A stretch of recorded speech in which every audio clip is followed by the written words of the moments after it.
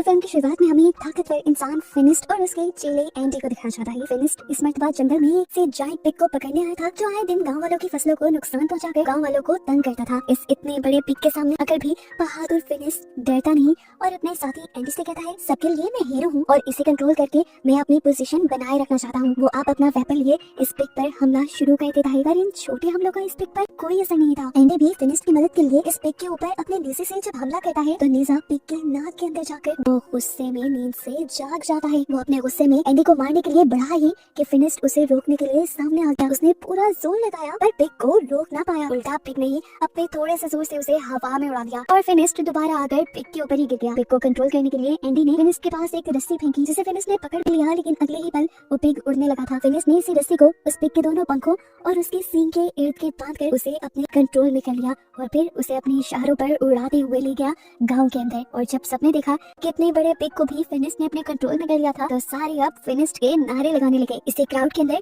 बाबा यागा नामी एक जादूगरनी भी थी जो फिनिस्ट से कहती है, अगर तुम्हारे अंदर इतना जोर है तो तुम साबित करके दिखाओ। मेरे घर के सामने वाली नदी में एक बहुत बड़ा पत्थर आ गया है जिससे पानी आगे नहीं जा पा रहा। अगर तुम उसे हटा दो तो मैं तुम्हारा टैलेंट मान जाऊंगी। फिनिस्ट ये बात अना पे ले लेता है कि मैंने इतने बड़े बड़े काम किए और तुम मुझे इतना सा काम करने को कह रही हो। वो अब अपने बहादुरी के किस्से सुनाने लगा तो यागा बोली, क्या पता इसमें से कितने असल है और कितने नकल। ये सुनकर सब हंसने लगे और फिनिस्ट गुस्से में चला गया अपने घर। उसे अब यागा पर बहुत गुस्सा आ रहा था। आज सब उसकी बहादुरी की तारीफ करने के बजाय उसका मजाक उड़ाने लगे थे। उसे अपनी इस बेइज्जती का बदला लेना था। उसे कुछ ऐसा करना था जिससे दोबारा सब उसकी वाहवाही करे। तो एंडी कहता है, हाँ एक रास्ता है। सामने वो जो टॉवर नजर आ रहा है ना, माना जाता है कि उसमें एक मॉन्स्टर ने एक बहुत ही खूबसूरत लड़की को कैद किया हुआ है। वो लड़की आम नहीं बल्कि एक शहजादी है। अगर आप उस मॉन्स्टर को मारकर उस शहजादी को आजाद करवा लें तो आपके किस्से पूरी दुनिया में मशहूर हो जाएंगे। बस फिर क्या था, फिनिस्ट ने इरादा कर लिया उस मॉन्स्टर से लड़ने का और रात होते ही अपने साथी एंडी के साथ उस टॉवर के लिए निकल गया। और यहाँ आकर उसने देखा कि पहले से ही बहुत सारे वॉरियर्स उसी मॉन्स्टर को हराने के लिए आए थे, लेकिन उन्हें नाम का कोई लालच नहीं था। उन्हें लालच था शहजादी का और दौलत का। वो फिनिस्ट से पूछते हैं कि अगर हम सबने मिलकर उस मॉन्स्टर को हरा दिया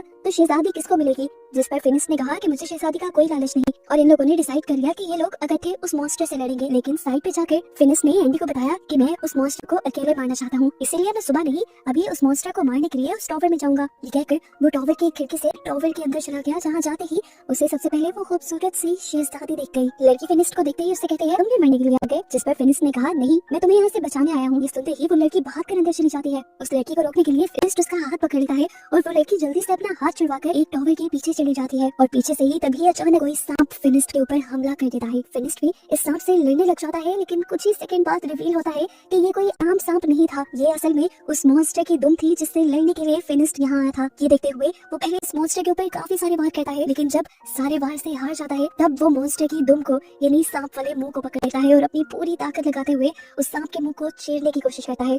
और यहाँ पर वो सांप अपना जहर उसकी आंखों में उगल देता है, जिसकी वजह से अब फिनिस्ट को नजर आना बंद हो गया था।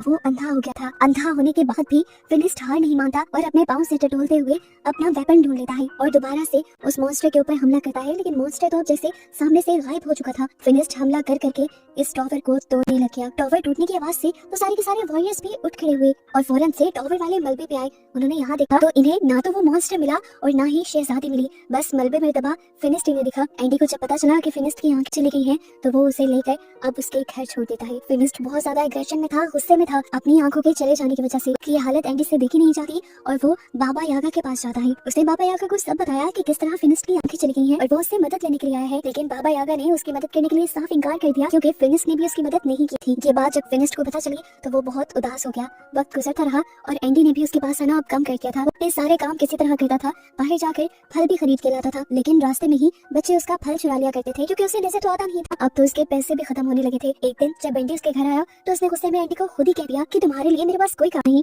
तुम चाहो तो अपना दूसरा काम ढूंढ लो। ये सुनकर एंडी भी वहाँ से चला गया। दिन गुजरते रहते हैं, फिनिस्ट के सारे पैसे भी खत्म हो जाते हैं और वो दिन आन पड़ता है कि फिनिस्ट बाजार के गिरे हुए गले सड़े फल खाने पे मजबूर था। ऐसे ही एक दिन में उसे जब कोई गला सड़ा फल भी नहीं मिला तो वो अपनी बास्केट लेकर बाजार में ही बैठा था। बाबा यागा जब वहाँ से गुजरे तो उसने मजबूर फिनिस्ट को देखकर अपनी बास्केट से कुछ खाने पीने का सामान उसकी बास्केट में रख लिया। इससे पहले कि वो दोनों कोई बात कर पाते, दिखाया गया कि उनके गाँव में कुछ लुटेरों ने हमला कर दिया। ये लुटेरे यहाँ पे धड़ाधड़ लोगों को मार रहे थे। फिनिस्ट चाहे देख नहीं सकता था, लेकिन वो सुन रहा था कि कैसे लोग मर रहे थे, तड़प रहे थे। अब जैसे ही लुटेरे उसके भी पास आते हैं तो वो लुटेरों की आवाज सुनकर